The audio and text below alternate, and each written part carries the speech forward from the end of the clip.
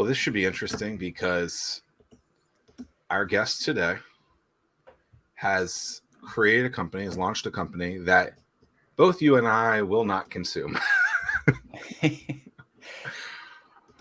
But at least from my standpoint, though, man, I think that's one of the I can't do it. You can't. My thing is, growing up in the Buffalo, New York area, man, like seafood was not necessarily a thing. You know, it's like I think there's a big educational component to it, and if you grow up with something, then that's just part of your culture. And so like then I moved here, and I was like, man, I don't know anything about anything, so I never really.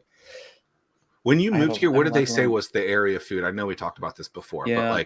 but like was there a food? Because for me, I felt like it was barbecue, and it was maybe seafood, crabs, maybe something like that. Yeah. Yeah, I think that crab cakes was one. But I mean, there's not a lot of chickens in Buffalo, is there? Well, there's a lot of chicken wings, but I don't know. I'm excited to have Bay on the show because this is a second time appearance for Bay, but a different capacity. So who's done the most? Is there like a target? Do I have to start like 10 companies in Hampton Roads? I think there's 3 or 4. We've had 3 people on twice, so you are the third. No. Erica, Nate, Chris, Bay. Oh, Scott. I forgot about who's Scott. Can't say that about your guest. Scott Janney from Magazine Jukebox. He was on twice? Yeah. Oh, wow. I don't know, man. The episode 113. I mean, that's a lot of shows going back to see. There's probably one more in there that we haven't. Oh no, there was the event guy too, the conference guy. Yeah, I think the thing that's really great about the show is the fact that like when we have great companies, it's almost we can do an annual pulse check to see, hey, what have you done? What progress have you been made? And really stemming back to last week when we were talking to Fathom. Yeah, if people want to do research on someone, if we have an investor on the show, Bay, it's like, hey, watch the podcast, learn a little bit about the person that you're going to be talking to. It's a great way to get some insight. Absolutely. How do you research, Bay? What is your media of choice? Yeah, I'm more of a YouTube guy, but I think it's because I got off social media from a personal perspective when my daughter was born. It was sort of like my dad quit cigarettes the day I was born. I quit social media the day my daughter was born. Because I was doing it. I was doing it, yeah, exactly. Probably same for your health, right? Mental versus biological, right. I guess. But I honestly now I'm pretty much just YouTube. Like, so I'll look up someone on LinkedIn if I'm having a meeting or something. I've never heard of them, but I'm usually not even logged in. Like, I'm not looking to like I have I don't know, 1,800 unlooked at invites or something on LinkedIn, so I just don't participate anymore, but I will at least check them out. Right. Yeah. Why is that? Why YouTube? Is it because you want to go deeper into the context of something? Like what is it about YouTube that works best for you? I think because I like to better understand how someone communicates, how their mind thinks. And especially if you're going into a meeting, if that's possible, right? Because you can just look at their tweets or their, LinkedIn bio or whatever. I don't really think it gives you that much context. Whereas seeing someone in video and how they communicate, how their mind wanders or how they look at, how they answer questions, all those things I think are really helpful, especially when you're going into a live kind of meeting engagement. So if you're looking for money, as a startup or whatever, I'd imagine it's pretty high fidelity, right? I think there's probably few things as good as this. Yeah, the thing that is cool about this is the fact that you've helped build, I don't know, hundreds of companies, I'm guessing, and then either in Asia or San Francisco, and now you're back or the Bay Area, and now you're back here at Virginia Beach, and you see this opportunity. And I'm really excited to watch First Landing Seafood Company take shape because you can take everything that you've learned over the course of however many years, several years doing this, and make something super cool. So what was it about this area that or this opportunity that first brought to light First Landing Seafood? Well, maybe because I know you have a lot of business startup kind of people, listeners, I'll maybe give a little context. So even though I'm professionally a venture capitalist and I've been in tech and, a bunch of tech hubs around the world for almost 20 years now, I'm from, born and raised in Virginia Beach. And I grew up doing the same stuff probably a lot of us did from people in this area, which was, hey, Mother Nature matters. We're all super grateful and lucky to be in this region. So doing the beach cleanups, learning about how you build living shorelines, how do you protect the environment where we're from, and this thing that's so important to our lifestyle. Obviously, Hampton Roads and water are synonymous. So this business is kind of a couple of fold or dimensions for me. It was a way to kind of get back to my roots as a kid and really realize that I even studied marine biology at William and Mary as an undergrad. I ended up shifting into business when I realized that you actually had to do a lot of science. You don't get to just surf and play with dolphins and stuff when you're a marine biologist. So I ended up going into business. It was far easier. But it was really kind of a cool way to reconnect with this place that I called home for the first 22 years of my life. And then also find a way to leverage the almost 2 decades of business experience that I've had and kind of bring those two things together. So really, it was probably something I always subconsciously knew that I wanted to do. But I think some of the exposure and experience I was fortunate enough to get in, my early years, like 7, 8, 10, 12, 15 years old, my uncle, my grandfather, my brothers, my dad, they all kind of got us into this whole oyster thing. They realized that it was important. It was part of Lynnhaven River Now, Chesapeake Bay Foundation. They said, hey, we need to get oysters back into this, population, into the Lynnhaven River, because it was contaminated. And one of the best ways to do that is just grow back what we used to have, which is this amazing oyster population that was decimated and overfished and killed with disease and all this other stuff and pollution. So my uncle and my cousins got into this business almost 20 years ago, and they did different elements of it. But I think taking my experience and my brother's experience, I got excited over the 4th of July weekend 2 years ago during COVID when we were all home. We do that every year anyways. But it was this kind of moment that COVID let us sort of take a step back and think about, well, we're all kind of back in the States again. We're all nearby. Like, what do we want to do? And this is such a cool opportunity to say, hey, like, downturns, great time to start businesses, which I'm sure you all have talked about in other podcasts. This is something I was always excited about. I was fortunate enough, we had raised a bunch of capital at Brink. I was able to offload some of my day-to-day operational, requirements to my venture capital firm. And luckily enough, my uncle and my cousins had not sold, the old business in terms of the leases and the barges and all the gear that it takes to do this type of business. So harebrained idea over some beers and 4th of July with my brothers, and voila, a new business was born. That's awesome. A lot of good things happen over beer. That is true. That is true. What are the barriers to entry to get into something like this? I mean, like what you mentioned, barges. What do you need? Do you need to have a piece of land that is waterfront, or is it just anybody can go and do whatever? What's love This to is hear actually about that. This is really interesting. This is one of the hardest things for me, and one of my biggest passions is to try to reduce what I think is, I'm not going to say it totally, but I think it's like a nearly impossible business to start, which is unfortunate. It didn't used to be that way. It used to be that if you were in Newport News or Hampton, they had all these open, wild oyster grounds that you could apply for a license. They're run by the state. You can just go out with your boat and your buddy or whoever and tong up and bring up oysters. And you had a certain kind of like fishing, right? Like anyone can go out and go get fish. So they used to be able to do that, but that's not really the way it works, generally speaking now. You have to have your own lease from the state, which are very, very hard to get. And most people sit on those. So they buy them and then they sit in them for decades or generations. And there isn't a lot of recourse, even if they're not using it to produce oysters, which is the whole goal. You can't really like challenge someone and say, hey, your family's been sitting on this lease for 10 years. You're not producing enough oysters, and like get the state to like take it away from them or give it to someone who actively wants to participate and help grow the oyster population. So that's the first barrier, is you have to have the lease, and then you have so much other stuff. I mean, how do you get your boats in the water? You have to have a place to get boats in the water. And if you go to a lot of locations, the slips, like the place where you park your boats, they're all taken. And there's wait lists, usually for years and years and years. So then you have to go to a public slip, which means you have to put your boat on a trailer in and out every day. That's a crazy amount of time. And you have to touch your oysters pretty often. And then, in the summer times, it gets backed up. Now how do you get your boats in and out, and you're not wasting half a day waiting in line for all the other boats to get in and out.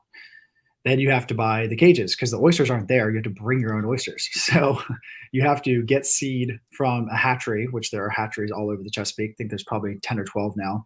And you buy them, and then you have to put them in bags or cages, and you have to grow them, and then you have to go touch them, probably somewhere between kind of 4 to 6 times a year at least. You have to touch every oyster, meaning you got to pick it up. We have a crane on a boat. You have to have this huge trash pump. You got to spray them off. You got to turn them over. We call them husbandry. Wow. You got to put them through a tumbler to sort them by size. You got to re-put them in down the bottom. Like it's a whole process, man. So what water depth are we talking here? So we're lucky that we have a pretty shallow lease. So ours can go anywhere from sort of 2 feet to 8 feet. And that's pretty ideal, because if something really happens, which happens often, like we require all of our employees, like they have to have their own wetsuits, because you have to get overboard, pretty regularly. Not every day, but it's often where like a line will break or something's wrong and you got to jump off and go down and figure out what's going on. So it's actually, it's really lucky, because also one thing that you may not know is the most food, or the best food for oysters, is in the first 12 inches of the water column. So you want your oysters to be as close to like the best food source as possible, because all they do is just eat all day long, like eat, grow, and poop. That's all they do. And so you want to put them near food as often as possible. So if you have like oysters down 30 feet and there's not a lot of sunlight, it's not going to get food, right? They still will grow, but they're not going to grow as fast or maybe in as high volume. Man, that is what. When was the last time? Obviously you've been doing Brink for a long time. When was the last time you actually like got in and worked this style in a business? Because it's different than running the other firm. When was the last time you actually got your hands dirty or wet into a business like this? And what are some of the challenges of trying to get back into that? Obviously you coach and mentor and foster and provide capital to a ton of companies, but to get in there, the nitty gritty, that's a completely different game. Yeah, that's actually, I think, part of the allure, frankly speaking, is, I was the COO and co-founder of Brink for almost 8 years. And, the difference, and you guys have probably been through this, you can use Peter Thiel 0 to 1, 1 to 10, or, 10 to 100. You can come up with that, or you can use Steve Blank's, search, build, grow, like whatever framework you use to think through the phases of a business.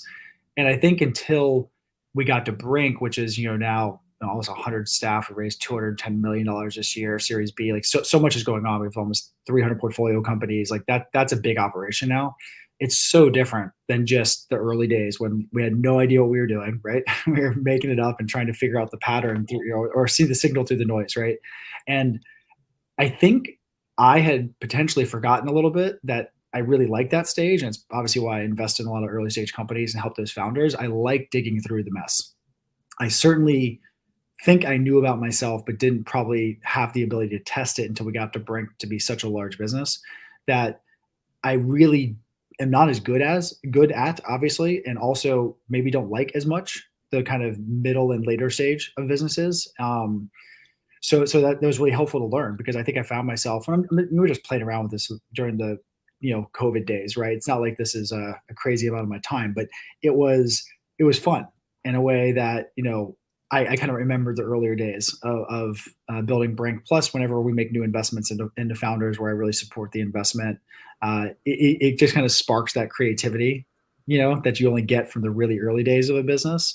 But so I'd probably say like 2014 to 2017, 18 with Brink were like really early days. So it'd probably been like 3 or 4 years since I've been in the weeds. But then before Brink, it was probably at Intercom when I left Apple, and then before that it was Apple. So I've kind of probably been in this role formally like 4 times, 5 times. Like early stage, like really helping with operations, and obviously through the investing, obviously hundreds of times. Beyond that, but like that's not nearly as deep, right? As like you're really responsible for it.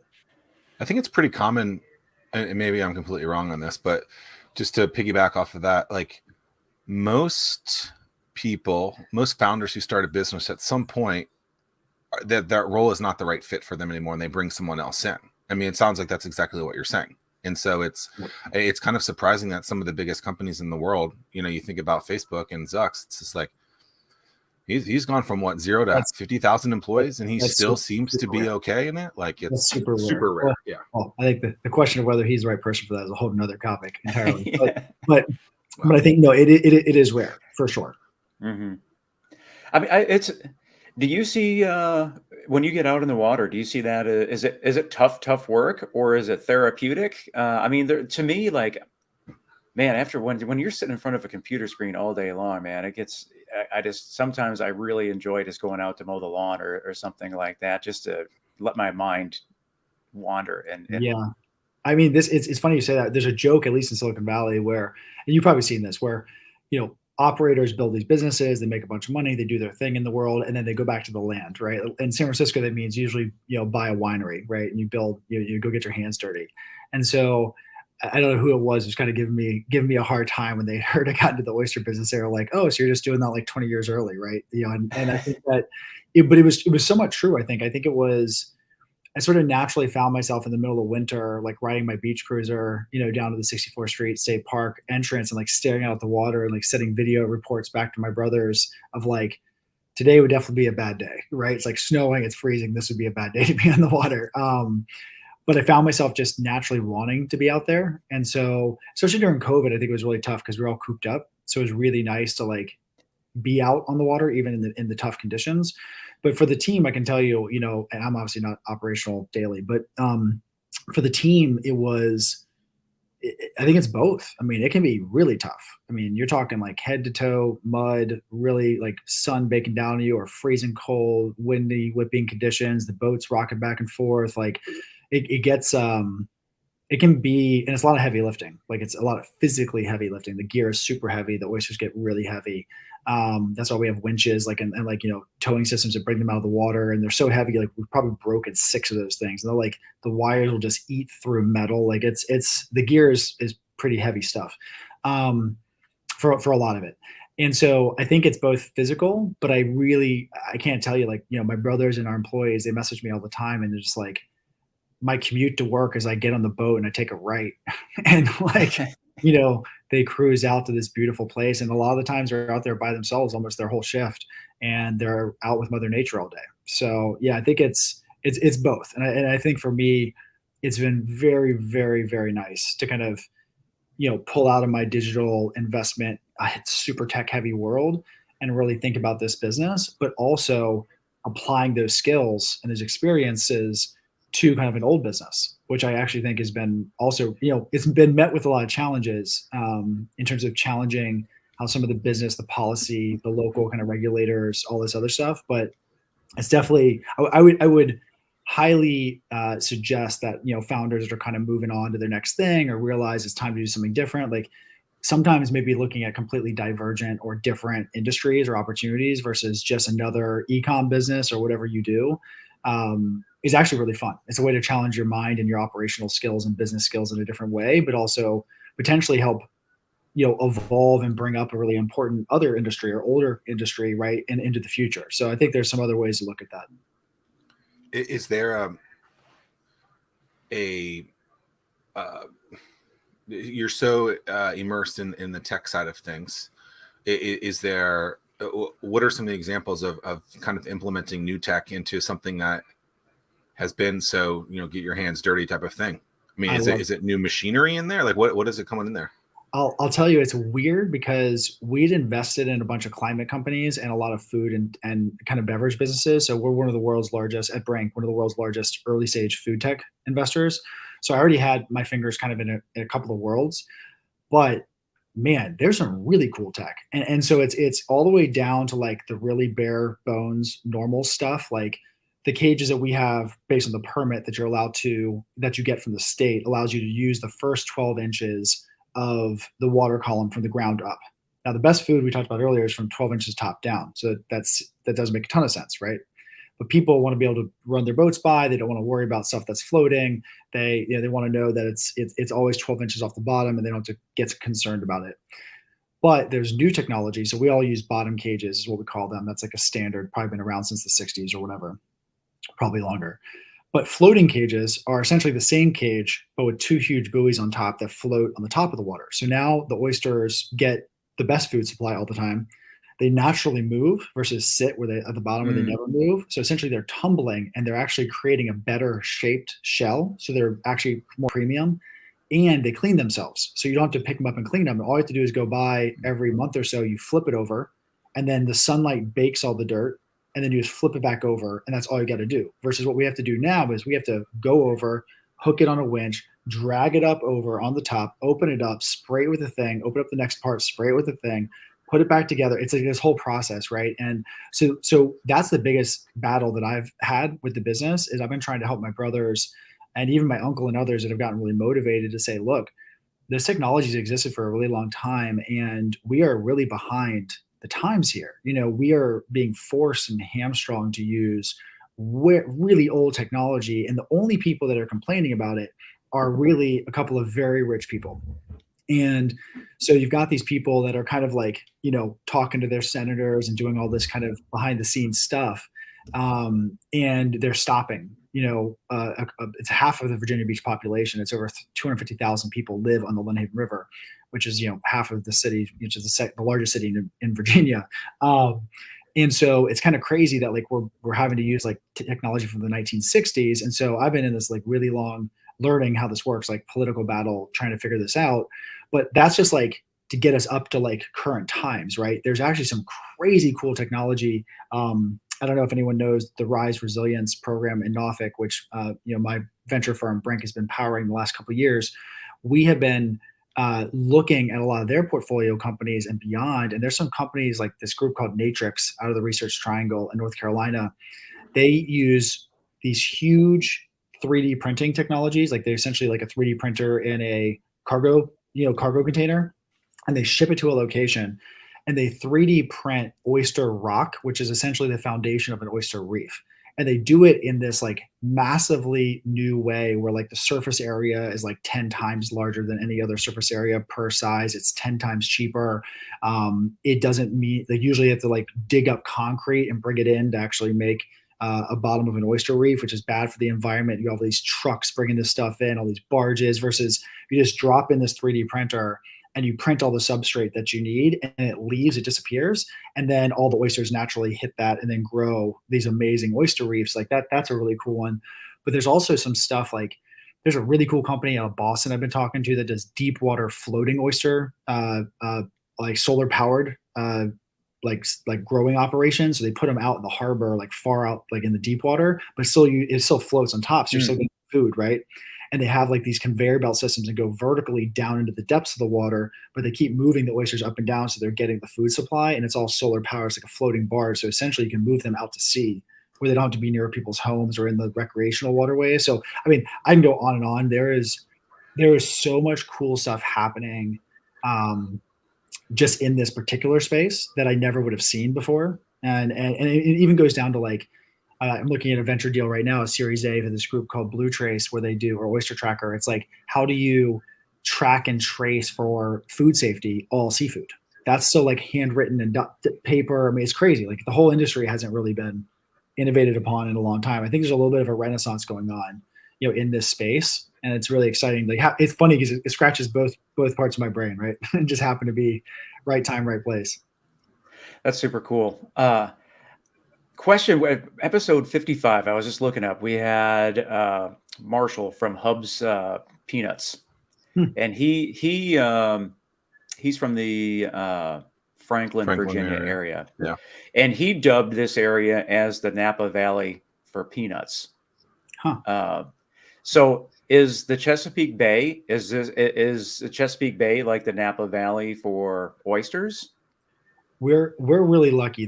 So the reason we're called First Landing Seafood is because this is where you may or may not know this, or your listeners, but this is where like Cape Henry, like where the First Landing State Park is, right at the kind of end of Shore Drive and the north end of Virginia Beach. Like this is where the settlers found America. So like when I went growing up on 82nd, 83rd Street, like I used to go to church where in this Army base, the base right there, Fort Story, and that's like where the settlers like first hit literally America, which is crazy. But what they did is they walked through the forest there, and then they found oysters and fresh strawberries. So the Native Americans were eating, and they ran away. They were scared, never seen white people, right?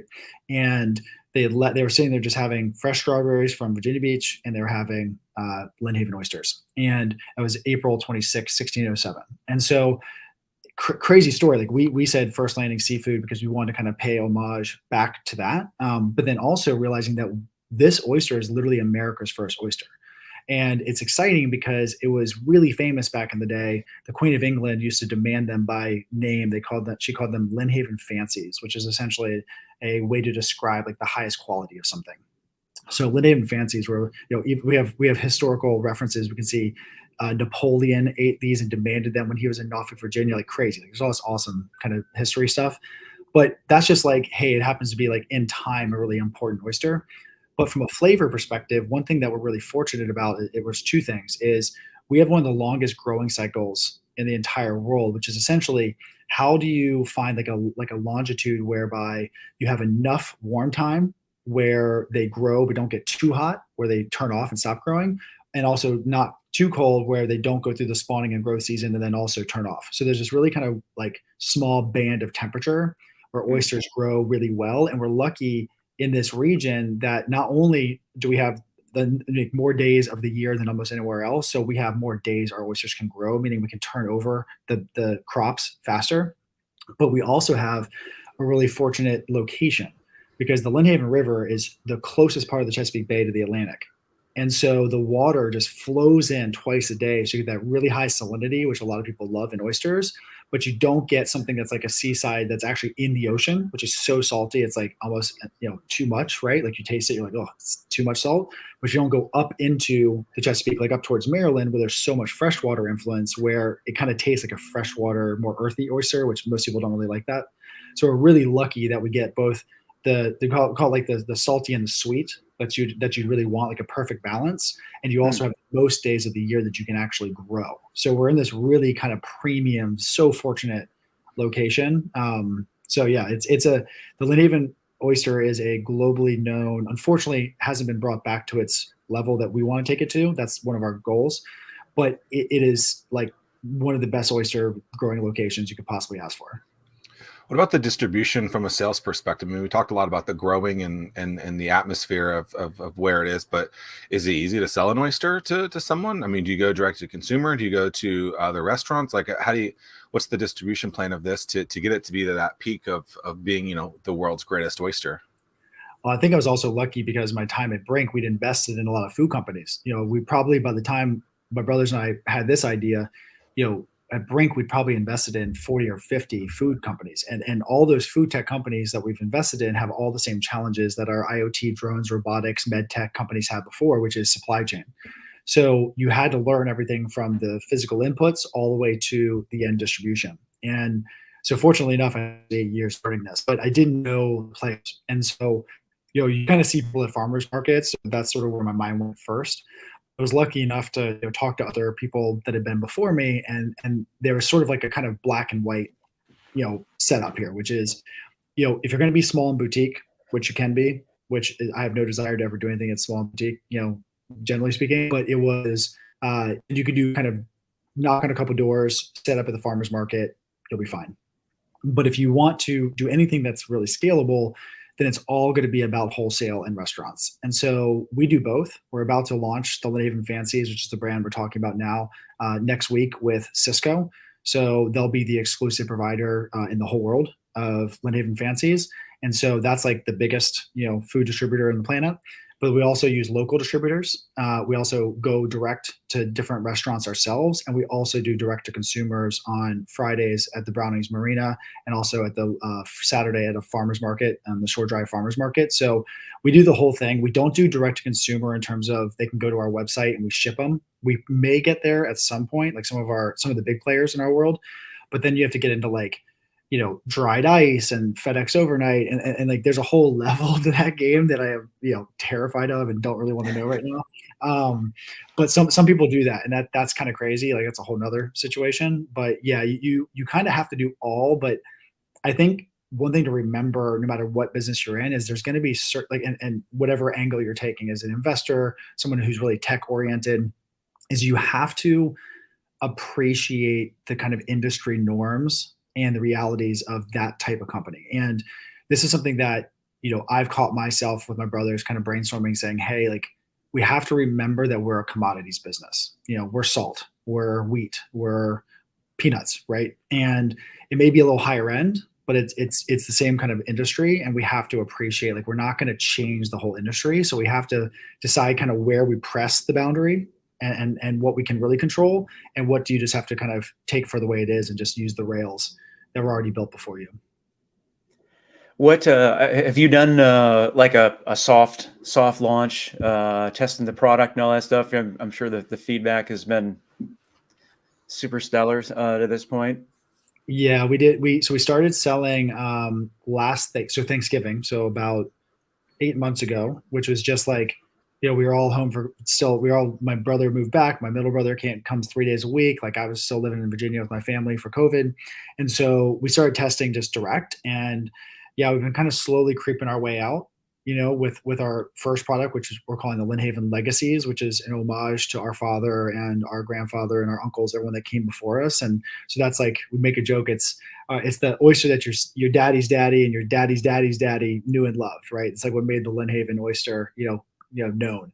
But this next product that we're launching next week with Cisco and going out to, a lot of other restaurants, the fancies, like that's something no one's ever seen before. That's like a global exacting standard, like could be like a 3 Michelin star restaurant type of oyster. And so that's brand new. And yeah, we are getting some very positive feedback, and a lot of people are excited just to have a clean, consistent, delicious Lynnhaven oyster. Because if you go, I was shocked. I mean, as an oyster lover and a local, I went around.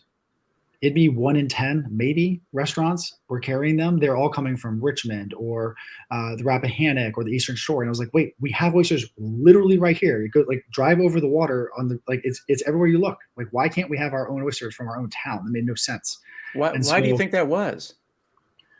There's a variety of reasons. I think that there's a lot of fighting on the Lynnhaven River because there's a lot of wealthy people that don't want industry. So again, those barriers are really high. And so you have to really be able to like stomach and financially be able to handle and get through those barriers.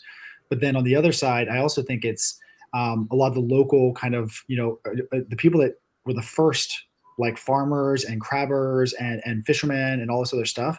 This isn't really their goal either, right? Like they kind of like the kind of concept of this type of farming is like, I want to do something. I don't want anyone up in my crap. I want to be by myself in the water. I'm not trying to do anything. I just want to, make enough money, hang out at 5, get some beers, and go back to it tomorrow, kind of thing, right? Like they're not thinking about building some big scalable thing. So I think they've sort of suppressed that industry, and so yeah, well, it's actually been hard, honestly. Like I say, both sides of my mouth. Like I'm so grateful that all these people did all this hard work to clean up the river, make it possible for oyster, farming again.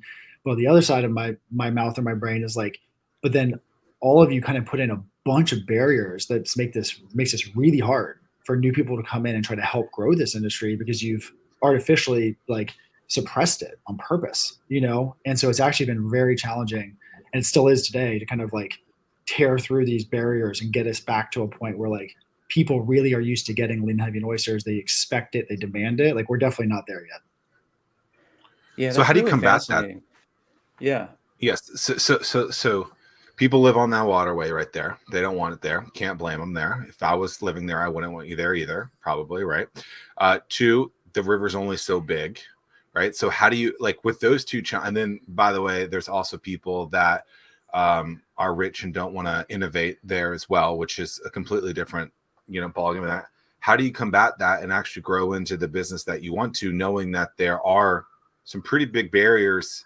And some of those barriers you really can't challenge because the river is only so big.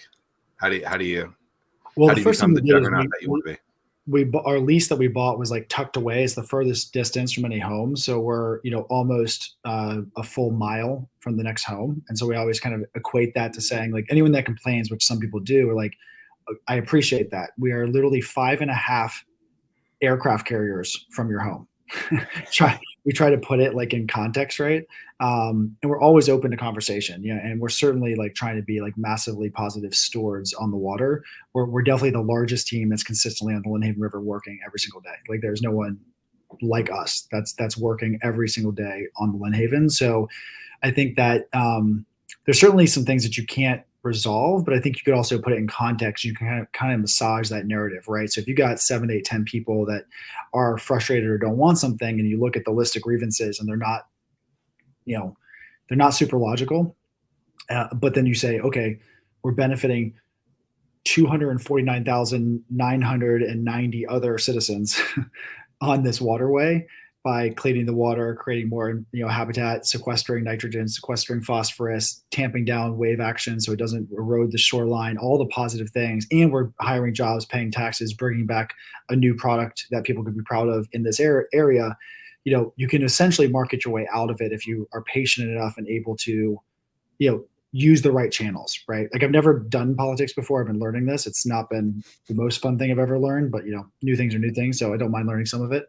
But it's a process. You gotta be very patient. And I think the problem with that is you gotta have money, because a normal farmer wouldn't have the time to wait this long, right? And fight this. And so I think that's one of the biggest things that irritates me. And what we're trying to do at First Landing Seafood, like, I've made all of my, trademark agreements, already have license agreements attached to them. Like, I want people to build on our foundation. Like, that's one of my day one priorities was how do we bring more people into the industry? How do we get more people to support doing this and learning it's a business that they can build themselves. It's a potential career because it's fun. It's great for the environment. It can be very profitable, at least can make you a very good lifestyle, if you just want to be a 1-person show or a 2-person show.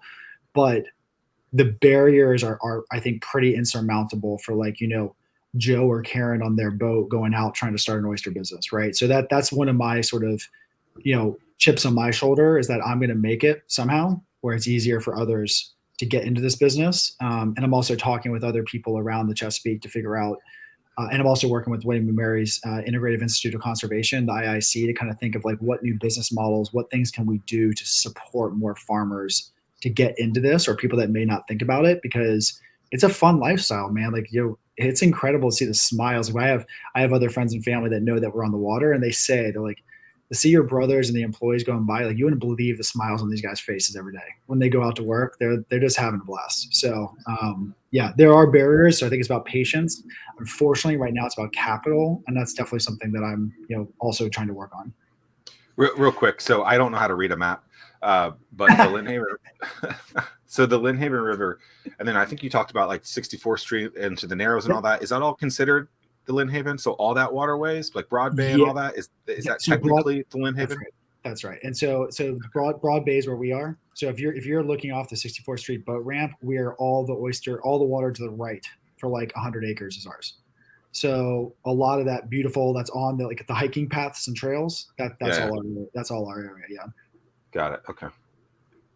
Interesting. I have a question in terms of as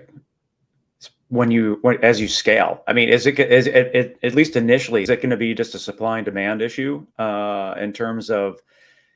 I mean, you have world-class product. Cisco is getting ready to launch, and then all of a sudden, the world just wants it. And I would love that to happen. I'm confident that it's going to. What happens? I mean, is it finding new locations? But the Lynnhaven River is really, really that's the secret sauce, so to speak. So you don't have to worry about the space for growing. You can get we'll never use the acreage we already have. There's no Interesting. way. We can never outgrow the current space. That would be the biggest oyster business in America or something, right? And so maybe, that'd be kind of crazy. But no, so that's not really the challenge. It's really a demand issue. And then also the capital to then invest in the infrastructure to continue to grow that supply. Right now, we're lucky that we're kind of ahead of ourselves on purpose. And luckily enough, my oldest brother, Bruce, who's sort of our day-to-day lead, he's our veteran-owned and veteran-led part of our business,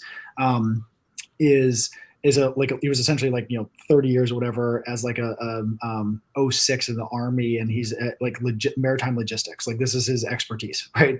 So I never worry about that stuff happening. It's cool, he'll grow as many oysters as we can sell, right? And so but it does become an issue in terms of how do you manage that? That's the next level, right? We're going day one, my brothers and I kind of said we had learned from other people that you can be small, but you can't be medium. Because medium, you get stuck in these problems on both sides. It's either big or small. And so in this particular industry, because you don't get you have too much pressure on both sides when you're in the medium kind of category of size. Like you're having to spend all this capex, right, to invest in the infrastructure, but you're not big enough to kind of break through and get the money back fast enough. So it's like, cool, day one, we're thinking about scale. Now, we couldn't invest in all that day one, but we were already testing and thinking through. And this is why my brother, is the leader of the company, is he is like, we need to be thinking about full crazy scale, and hopefully we ever get there, but we need to start testing as much as we can day one and keep adding on layers of that even when we're not ready for it, so that we don't break when we do get there. So yeah, it's definitely a demand problem. And one thing I tell people, even like, you two that may not eat oysters, is, people are asking, what can we do? Because certainly most people are not going to be the ones dropping off Friday and Saturday directly getting 100 or 50 oysters and shucking them at home by hand. Like that's not your normal customer. But the number one thing you can do to support this industry and support the environment is actually buy oysters. Like that's it. Like you don't have to go start an industry, save your shells and do all this restoration stuff. Like there's plenty of us that do this work, but we need more demand. Like you were talking about at the beginning of the show, if you're from Denver or Dallas or wherever you might be, or Buffalo, it might not be normal, right, to see oysters on the menu. So the best thing we can do is actually help increase the education and availability of oysters, because the more that happens, the more oyster farmers like us will start, and the more oysters that go in the water, which is the point. So you don't really need a bunch more not-for-profits. You don't need a bunch more like big kind of government type stuff, right? Or like huge things. You just need like consumers to buy oysters. That will mean there'll be a demand signal for people like us, and there'll be more farmers that get involved. And that means more oysters, and the environment gets better. Like my uncle always jokes, he goes, just make a bunch of money and the river will be great. He was like, because that means that you put a lot of oysters in, right? Yeah. I mean, can you touch on it has such a positive environmental effect. Can you share with us, what the positivity that comes with oyster farming?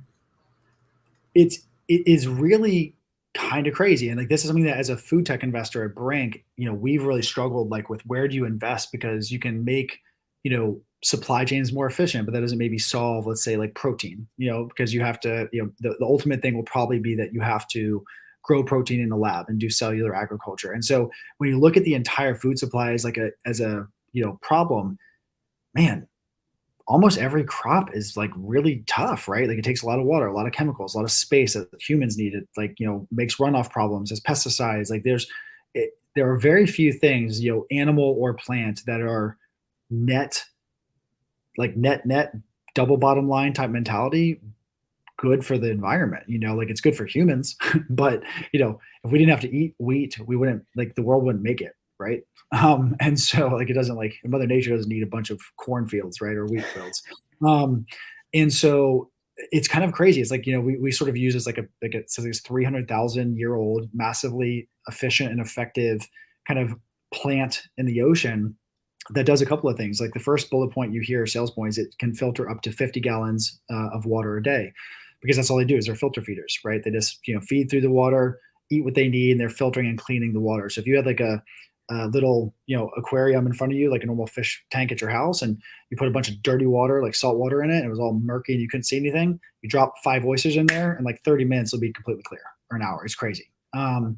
It's very, very powerful. But that's just kind of like the top sales point. As you get further in, and for more sophisticated, climate investors or people that care about the climate, some really interesting other things. Like one is it sequesters phosphorus really well. It sequesters nitrogen really well, both in the poop, but also in the meat and the shell. It creates these like amazing environments, the reefs, for other aquatic life. And if you look at any kind of new restoration project, you're going to see two things. You're going to see oysters and seagrass. Once like a restoration company will come in and help that environment, they know that if they do that, everything else will come. Like, so recently we're doing an article with Lynnhaven River now, because we're starting to see seahorses in our cages. And they were so excited. They're like, oh, they're coming back. Finally. It's like this indicator that like the environment is getting to a place where it needs to be. Right. And but it always comes back to like these crazy little crustacean thing, just kind of like can kind of survive anything, right?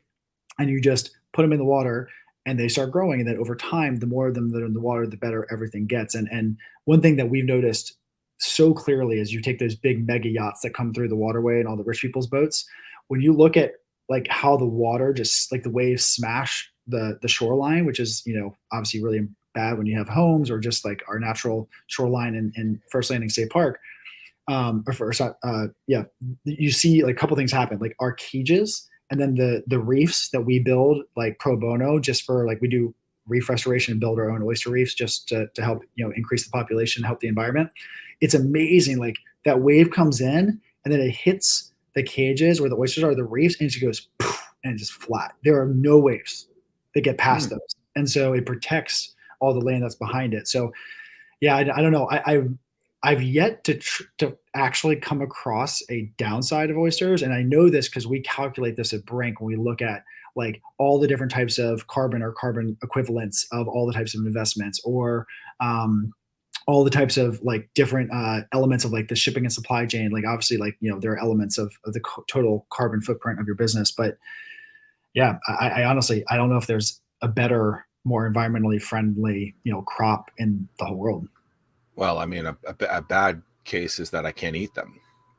True. But you can still support. them. Yeah, I guess I could buy oysters and then hand them off to someone. Yeah, I gift them. Exactly. I'll get a gift card up on our website so you can give gift cards. All right. So it's interesting that we talked about gifts. Tim brought up Marshall from Hubs. A lot of people, when they're buying kind of gifts for clients or customers, or anytime there's a gift basket, a lot of times people don't buy local. They buy from somewhere else, whether that be swag, actual food products, anything like that. Like it, and I'm sure that actually happens in every city across the country.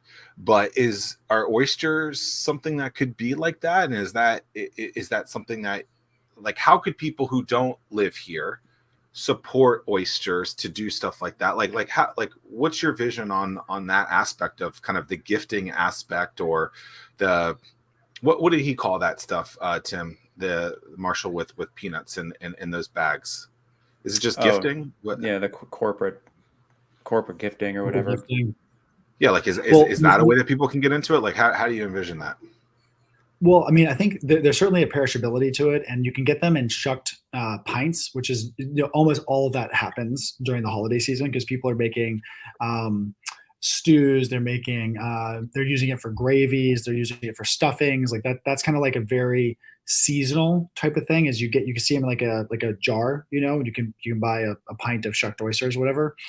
We don't do that, and that's like a very specific industry because you can farm them out, and then you can bring them to a consumer. They can open them themselves, put them in the grill, shuck them, whatever.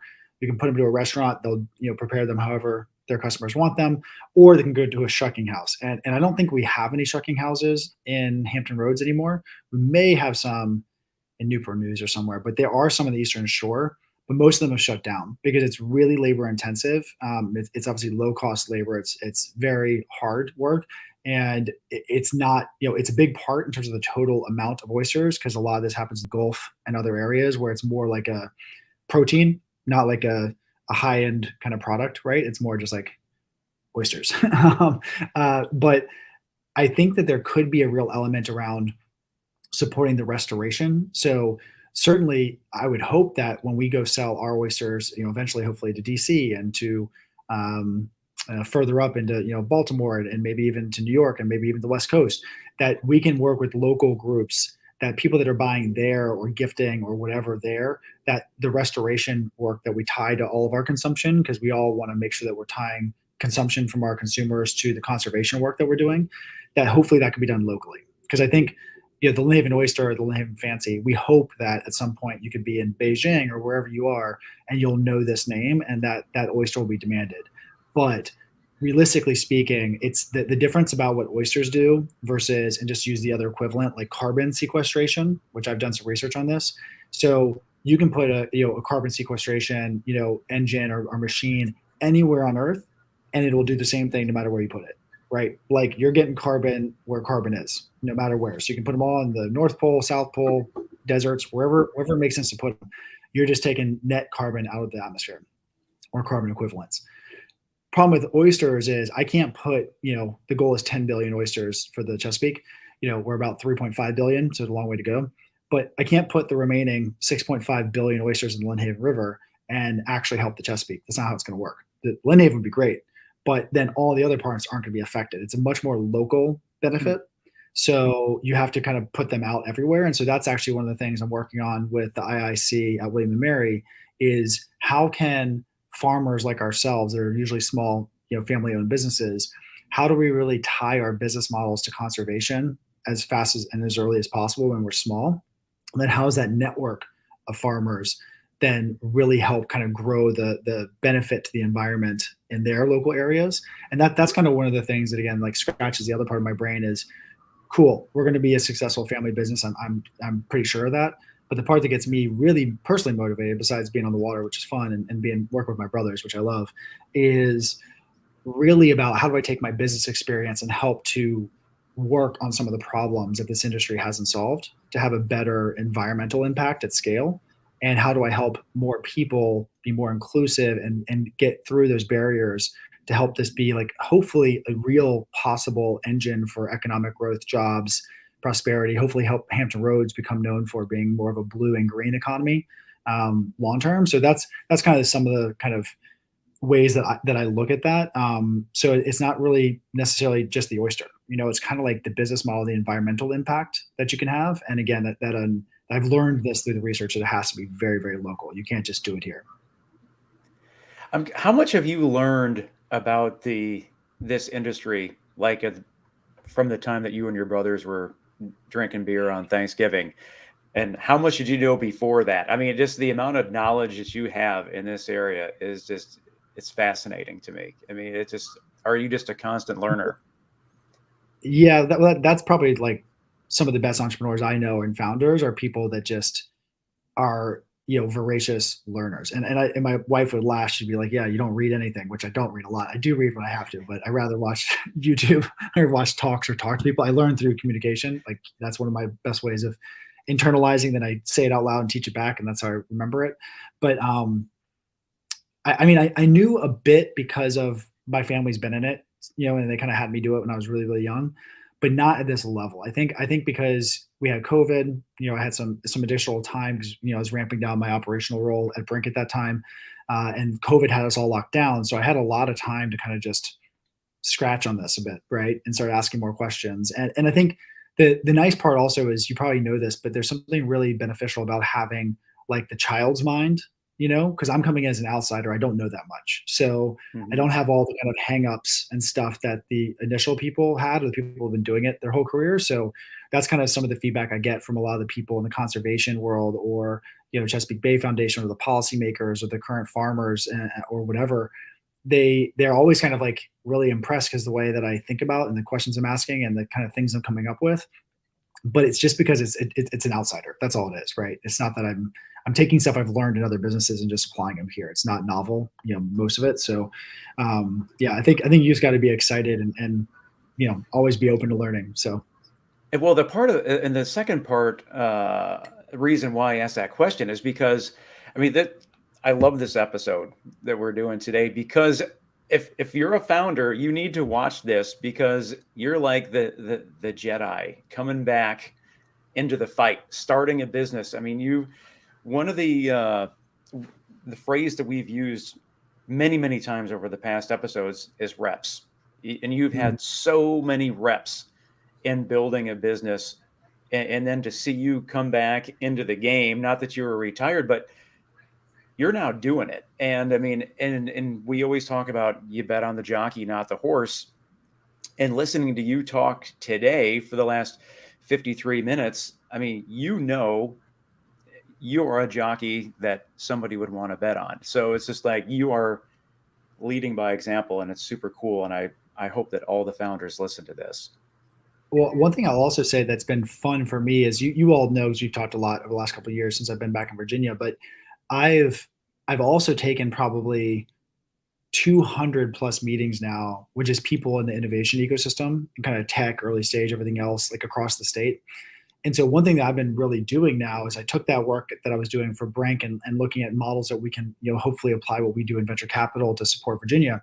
But then the other element of it was then I now took that network and I'm using it, for fun with this family business. So like I'm asking those same people, like, hey, who are the best teams in marketing, social media? I need those people, right? Who are the best people in like merchandising? Who are the best people that know the right people in like promotion and PR? And like I need access to restaurant owners and chefs and like all these other things that, I'm able to like really work with the local, talent and entrepreneurs and connect to them in a way that was different when I just had my venture capital hat on. And I think that's kind of fun because I get to learn about the strengths, of the region and the talent here. And so that's been fun because when I was doing it just with Brink on and my Brink hat on, I wasn't spending as much time in operations. It was really more research and kind of like business development strategy stuff. But with the family, the First Landing Seafood Company hat on, I'm really tactical and in the weeds, trying to help my brothers like figure out the right strategies to deploy. And that's been helpful because I've built this network, over the last 2 years, and you all and a lot of others have really helped open those doors for me. And it's been fun to work with the local companies and talent in this region. I mean, I know that. I mean, just based on the passion that you've had, I can't wait to see some oysters on some Lynnhaven fancies on the menu, Right. and I'm intrigued. Why don't you eat seafood, Tim? I do. The biggest thing for me, one, I don't know anything about it, so I'm completely uneducated. But two, I've always been of the mindset that it's, for the most part, seafood is just a ton of work and not a lot of reward. So like crab legs, man, there's a lot of work to get to it for a tiny piece of meat, where it's like, just give me the steak. That's Look, I was on a radio, show yesterday talking about this in Hampton Roads.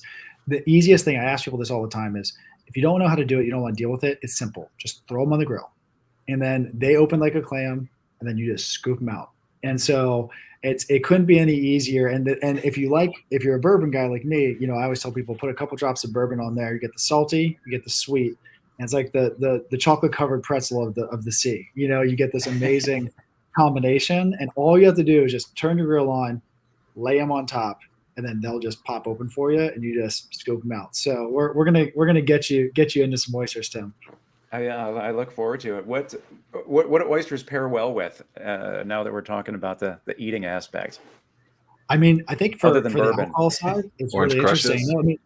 Anything that's in, like, I think cold beer is great. With that, you can definitely get into the nuance. Like that, one of the chefs that we partner with, he's like super into it. He's like literally like paring down like the specific flavors with the right type of wine. Like there's some really interesting like kind of really dry white wines that people love with oysters.